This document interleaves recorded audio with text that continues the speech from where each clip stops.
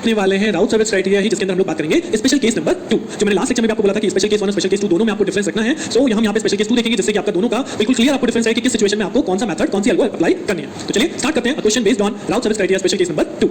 So again मैं फिर से वही चीज बोलूंगा कि आपको क्वेश्चन देखकर ये पता नहीं लगेगा कि इसमें स्पेशल केस 1 लगना है, स्पेशल केस 2 लगना है। तो क्वेश्चन आपका वही गिवन है, investigate the stability of the system, जिसकी एक कैरेक्टरिस्टिक इक्वेशन आपको यहाँ पे गिवन है। राइट, मैंने यहाँ पे एक और कांसेप्ट के लिए, अगर आपको याद हो कि मैंने ये इक्वेशन दी थी और हमने स्टार्टिंग में पढ़ा था, what are the necessary condition for stability. Necessary condition says कि सभी कोएफिशिएंट यहाँ पे कैसे होने चाहिए, पॉजिटिव होने चाहिए। तो मैंने यहाँ पे इसे पॉजिटिव की जगह आपकी बार से -50 कर दिया है, सो दैट अब आप देख के पता कर सकते हैं कि हाँ सिस्टम मेरा अनस्टेबल है। राइट, सिस्टम मेरा अनस्टेबल है। अगर आपसे कहते हैं इन्वेस्टिगेट द स्टेबिलिटी, तो आप ये देख के बता सकते हैं कि सिस्टम आपका अनस्टेबल है। You don't need to go up to Routh service criteria. But अगर आपको क्वेश्चन में पूछा जाए कि भाई सिस्टम अनस्टेबल तो है, due to this necessary condition fail हो गई, बट इसकी अनस्टेबिलिटी की वजह से कितने पोल्स हमारे राइट हैंड साइड में है, जिसकी वजह से बेसिकली अनस्टेबल बिहेवियर आ रहा है, सो उसे मैं कैसे कैलकुलेट करूंगा? उसे मैं राउट से ही कैलकुलेट कर पाऊंगा, क्योंकि राउट का फर्स्ट कॉलम कितने नंबर ऑफ साइन चेंज बताता है, वहीं से पता चलेगा कि यहाँ पे सिस्टम कितने रूट जो है सिस्टम में वो आपके राइट हैंड साइड पे जा रहे हैं। राइट, सो दैट मींस कि मैं यहाँ पे ऐसा नहीं है, जो मेरा बताने का मतलब है, मैं इसलिए बोल रहा हूँ कि यहाँ पे ऐसा नहीं है कि आप नेगेटिव साइन को देखें तो आप ये सोचें कि इसका राउट साइड तो बन ही नहीं सकता है, राउट साइड बनाने नहीं है क्योंकि सिस्टम अनस्टेबल है। तो राउट साइड बन सकता है, और बनाना क्यों है? अगर मुझे डिटरमाइन करना है कि कितने number of roots right hand side पे जा रहे हैं। तो चलिए इस क्वेश्चन के लिए पहले राउट साइड बना लेते हैं। तो अब तक आप लोग राउट साइड बनाना सीख चुके हैं। सबसे पहले s to the power 5 से स्टार्ट करेंगे, then 4, then cube, then 2, then power 1, then power 0 का कोएफिशिएंट, देन उसके बाद आप s to the power 5 का कोएफिशिएंट लिखेंगे 1, then पावर का कोएफिशिएंट एक पावर छोड़ के 24, then एक पावर लेस करके 25, and then s to the power 4 का कोएफिशिएंट 2, 2 के बाद एक पावर छोड़ के 48, and 48 के बाद नेक्स्ट पावर इज -50। राइट,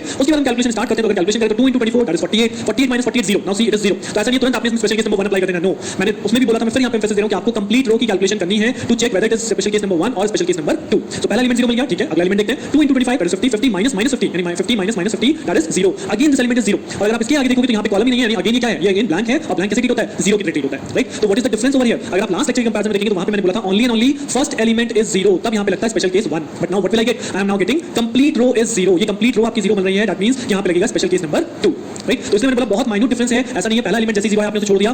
तो आपको पूरी कंप्लीट रो कैलकुलेट करनी है, उसके बेस पे डिसाइड करना है कौन सा केस लगा है। अब यहाँ पे स्पेशल केस नंबर 2 है, तो in the case of special case number 2 what we do at this time we consider the auxiliary polynomial. Auxiliary polynomial आपको बनाना है, कैसे बनेगा वो बनेगा the polynomial whose coefficient are the element of the row just above the row of zeros in the Routh array. ये जो आपकी रो बनी है, जो कि आपकी कंप्लीट 0 हो गई, इससे ऊपर जस्ट ऊपर वाली जो रो है, इससे आपको यहाँ पे ऑक्सिलरी पॉलिनोमियल फॉर्म करना है। कैसे फॉर्म करेंगे? अभी 2 किसका कोएफिशिएंट लिखा हमने? s to the power 4 का, तो ये 2 s to the power 4। उसके 48 किसका कोएफिशिएंट था? s स्क्वायर का, तो ये हो जाएगा 48 s स्क्वायर, क्योंकि हम एक पावर छोड़ के लिखते हैं। और सिमिलरली लास्ट के -50, तो ये रह जाएगा constant -50। So this is the way कि जो भी आपकी रो कंप्लीटली 0 बन जाए तो उसके जस्ट ऊपर वाली रो से ऑक्सिलरी इक्वेशन को फॉर्म कीजिए। अब इस ऑक्सिलरी इक्वेशन को कर दीजिए s के रिस्पेक्ट में डिफरेंशिएट। तो जब इसे डिफरेंशिएट करेंगे s के रिस्पेक्ट में, तो ये हो जाएगा 8s क्यूब, ये हो जाएगा 96 ऑफ s, और ये आपका खत्म हो जाएगा, क्योंकि 50 कांस्टेंट हो गया, उसका डिफरेंशिएशन 0 हो गया। राइट, तो बेसिकली ये जो आपने डिफरेंशिएट करी है इक्वेशन, यहाँ पे आपको मिल जाता है s क्यूब का कोएफिशिएंट और s to the power 1 का कोएफिशिएंट। ये कोएफिशिएंट अल्टीमेटली यहाँ पे रिप्लेस हो जाएंगे। राइट, अब आप एक दूसरा एरे फॉर्म कीजिए, तो ये खत्म हो गया। नहीं तो आप यहाँ पे काट के भी लिख सकते हैं कि मैं 0 को काट के यहाँ पे लिख दूंगा 8 और इस 0 को काट के यहाँ पे लिख दूंगा 96। लेकिन मैंने फॉर्म कैसे किया? पहले मैंने ऑक्सिलरी इक्वेशन बनाई, उसको डिफरेंशिएट किया, देन मुझे जो वैल्यू मिली उन वैल्यूज को मैंने यहाँ पे रिप्लेस कर दिया। अब मुझे राउट साइड बनाने में कोई प्रॉब्लम नहीं है। अब मैं यहाँ पे मेरे पास 2 रोज हो जाएंगी, आप कंटिन्यूएशन में राउट साइड कंप्लीट कर सकते हैं। सो लेट्स कैसे हुआ? तो ये आपका आगे बढ़ जाएगा। ये मैंने यहाँ पे 8 और 96 को प्लेस कर दिया है। So now 8 into 48 minus 96 into 2, right, divide by 8, so आपको मिल जाएगा 24। Then 8 into -50 minus 0 divide by 8 becomes -50। तो आप देखेंगे इस तरह से आप पूरा का पूरा एरे यहाँ पे फॉर्म कर सकते हैं।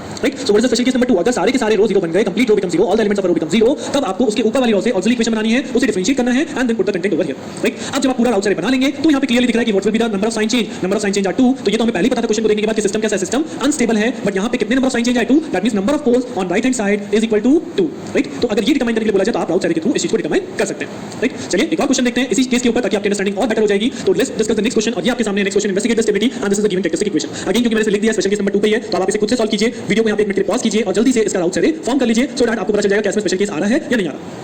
सो आई थिंक आप लोगों ने कंस्ट्रक्ट कर लिया होगा। तो लेट अस मैच। तो यहाँ पे s6 से स्टार्टिंग है इक्वेशन की, तो s6 s5 s4 s3 s2 s2 s1 s to the power 0, then s6 का कोएफिशिएंट 6, देन उसके बाद s4 का कोएफिशिएंट 8, देन 20, देन 16। हमने दोनों इक्वेशन को प्लेस कर दिया और उसके बाद कैलकुलेशन को स्टार्ट किया। तो पहले ये वाली रो कैलकुलेट हो गई, कोई प्रॉब्लम नहीं है। बट उसके बाद जैसे आप s क्यूब की रो को कैलकुलेट कर रहे होंगे तो आपको यहाँ पे मिल गई कंप्लीट रो इज 0। तो कंप्लीट रो 0 का मतलब होता है this is special case number 2। और जैसे ही हमें स्पेशल केस नंबर 2 मिला, तो इसके जस्ट ऊपर वाली इक्वेशन, जस्ट ऊपर वाली रो कौन सी हुई? s4 वाली। इससे मैं फॉर्म करूंगा auxiliary equation. So 2 into s to the power 4 plus 12 s square और 16 s to the power 0। तो ये आपकी ऑक्सिलरी इक्वेशन फॉर्म हो गई, जिसे हमने कर लिया डिफरेंशिएट। तो I will get 8s cube plus 24s, और यही सेम कोएफिशिएंट आपके इस 0 और इस 0 को यहाँ पे रिप्लेस कर देंगे। राइट, उसके बाद आपने कंटिन्यू कर देना है। 8 into 12 is 96, 96 minus 48 divided by 8 that is 6, 8 into 16 minus 0 divided by 8 that is 16। फिर 8 और 24 और 16 और 6 और 16 से कैलकुलेशन आ जाएगी, एंड देन लास्ट वैल्यू आ जाएगी। सो आई थिंक अब तक आप राउट साइड बनाने में बहुत कंफर्ट हो चुके होंगे। और मैं फिर से यहाँ कह रहा हूँ, केवल सुनिएगा मत, अदरवाइज पेपर में आप लोग कंफ्यूज रहेंगे। प्रैक्टिस जरूर कीजिएगा, चाहे आप एक से एक क्वेश्चन, ये जो मैं वीडियो में केवल बता रहा हूँ, केवल इतनी ही प्रैक्टिस कर लीजिए, that is more than enough. ठीक है, मुझे बहुत सारे कमेंट भी आते हैं कि सर इतना कर ले बहुत होगा। मैं हमेशा ये कहता हूँ कि एटलीस्ट जो यहाँ पे मैंने वीडियो लेक्चर्स में आपको क्वेश्चन बताए हैं, ये एक तरीका, मतलब जैसे आप क्वांटम पढ़ते हैं ना, just treat it as a quantum, कि मैं यहाँ पे आपको सब कॉन्सेप्ट दे रहा हूँ। कॉन्सेप्ट के ऊपर आप प्रैक्टिस तो क्वांटम में भी नहीं करते, जितनी आप यहाँ पे क्यों करेंगे? तो जस्ट ग्रैब द कॉन्सेप्ट, इन्हीं क्वेश्चंस की एक बार खुद से प्रैक्टिस कीजिए, एंड देन उसके बाद आप पेपर में अपने आप को फुल्ली कॉन्फिडेंस महसूस करेंगे कि आप क्वेश्चन पेपर में आपका हाथ रुकेगा ही नहीं, you will solve the question one two one, एक के बाद एक कंटिन्यू गारंटेड,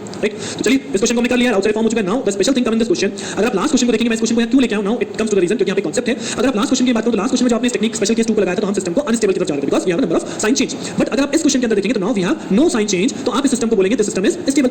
बट इस कंडीशन में ये सिस्टम स्टेबल नहीं होगा। अगर आपने स्पेशल केस नंबर 2 लगाया है तो फर्स्टली आपको एक और चीज चेक करनी है, दैट इज कॉल्ड इस ऑक्सिलरी इक्वेशन के रूट्स चेक करने होंगे, राइट। हमें क्या चेक करना होगा, ये जो हमने ऑक्सिलरी इक्वेशन बनाई है इसके हम रूट्स कैलकुलेट करेंगे और चेक करेंगे वो रूट्स कहां पे लाई करते हैं, राइट। तो कैसे चेक करने हैं, ये हमारी ऑक्सिलरी इक्वेशन है, हम इसके रूट्स चेक करें तो लेट s4 की पावर s² को क्या मान लो x, तो यहां पे इक्वेशन आपकी क्वाड्रेटिक फॉर्म में चेंज हो जाएगी, 2 of x square plus 12 of x plus 16 is equal to 0। अब इस क्वाड्रेटिक इक्वेशन को आप सॉल्व कर सकते हैं, जैसे कि मैंने यहां पे सॉल्व करके दिखा रखा है कि यहां पे इसके फैक्टराइज कर लीजिए तो फैक्टर है s+2 और x+4, तो अब x is equal to -2 है, बट यहां तो हमने s² is equal to x है, तो basically s² is equal to -2 हो गया ना, तो s की वैल्यू क्या हो जाएगी, s की वैल्यू हो जाएगी +-j√2।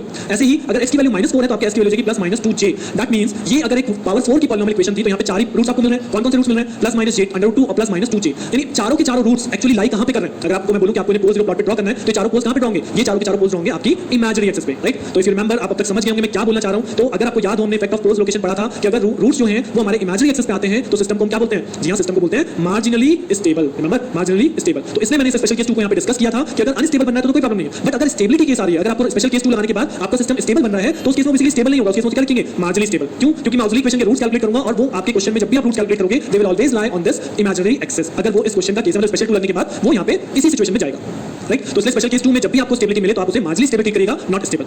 वन मोर थिंग, एक और डिफरेंस मैं यहां पे आपको बता दूं, स्पेशल केस 1 और स्पेशल केस 2 हो सकता है किसी के दिमाग में क्वेश्चन पुट अप हो चुका हो कि सर ये केस क्या एक से ज्यादा बार अगर हो सकता है, तो जी हां, ये special case 2 more than one time आपके सेम क्वेश्चन में आ सकता है। फॉर एग्जांपल यहां पे 6 और 16 आया था तो ये भी सपोज 0 0 आ जाता, तो उस केस में फिर से ये प्रोसेस लगाता। अब मैं इसके ऊपर वाली रो को ट्रीट करता 8s³ + 24s, that is auxiliary equation, और इस ऑक्सिलरी इक्वेशन को डिफरेंशिएट करते तो दैट इज 24s, तो यहां पे आपका ये कंपोनेंट आ जाता 24। तो जितनी बार ये केस आपके क्वेश्चन में करो वही सेम काम करना है, ऊपर वाली इक्वेशन से ऑक्सिलरी बनाइए और उसको डिफरेंशिएट करके नीचे 0 0 वाली वैल्यू को रिप्लेस कर दीजिए। बट अगर मैं स्पेशल केस 1 की बात करूं तो स्पेशल केस 1 कभी भी एक से ज्यादा बार आपके क्वेश्चन में नहीं होता, इसलिए उसमें +1 से मल्टीप्लाई जैसे आप करेंगे तो आपकी इक्वेशन स्टेबिलिटी की तरफ या अनस्टेबिलिटी की तरफ आपको पहुंचा देगी, राइट। तो this is all about the special case number 2। अब अगर मैं बात करूं तो आप बहुत अच्छे से समझ चुके होंगे राउथ-सर्विस क्राइटेरिया के ऊपर किस तरह से क्वेश्चन सॉल्व किए जाते हैं, चाहे वो स्पेशल केस 1 है चाहे वो स्पेशल केस 2 है। Now in the upcoming lecture हम आरएस के ऊपर ही एक और लेक्चर लेके आने वाला हूं जिसमें कि हम कंट्रोल सिस्टम जहां पे जीएसएचएस गिवन होते हैं, लाइक उस टाइप के जो क्वेश्चन होते हैं उनको देखेंगे।